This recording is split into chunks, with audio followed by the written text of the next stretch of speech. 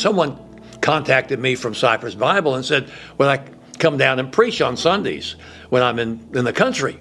Now, I'm living in Dallas, and we're setting up training in the former Soviet Union, going back and forth to Russia and other countries like Kazakhstan and Azerbaijan, and we were setting all that up.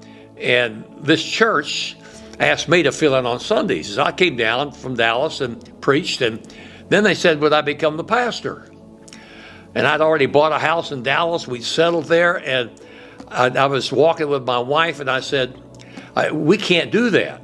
We've got to pour ourselves into this ministry." And Linda said, "Joe, the Lord's calling me to Cypress Bible Church to work with women." And I said, well, no. He's not calling me, but he's calling me. I said, "Okay, let me talk with him." So I contacted the elders at Cypress Bible Church. And I said, "I can come on staff with you half-time."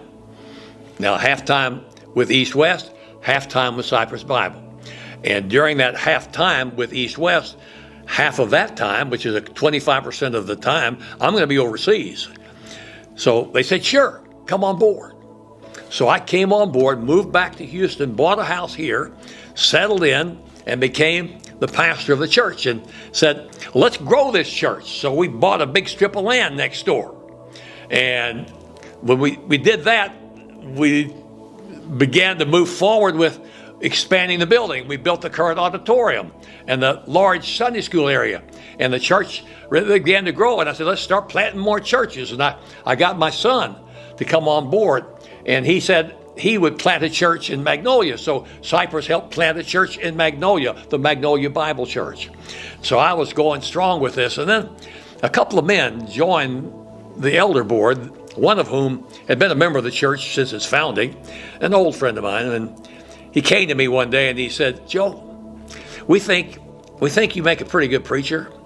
We think you make a pretty good missionary. But trying to do both at the same time, you're doing a lousy job. You need to pick one or the other."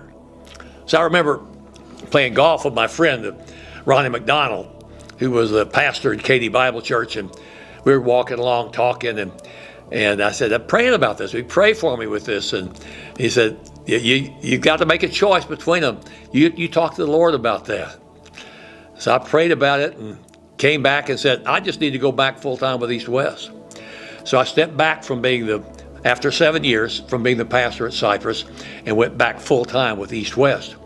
Got a place in Dallas where we go to live in Dallas part of the time, traveling overseas, and my wife got heavily involved in our ministry overseas. And we ministered for many, many years with East West, setting up training all over the former Soviet Union. And to this day, we're still connected with East West Ministries. And my wife was heavily involved in that training. She's now with the Lord. 3 years ago, she went to be with the Lord.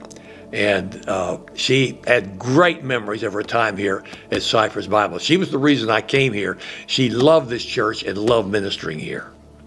Now, while my wife was ministering here, the best I understood it all, I didn't go to very much of it. She didn't like for me to come listen to her teach. She didn't want me to critique her stuff. I understood that. But I would visit with her about the ministry she had. And she was heavily involved in developing a women's ministry, and she brought in speakers that spoke, and they filled the auditorium with a large throng of women. And she was just heavily involved in the training here for many years.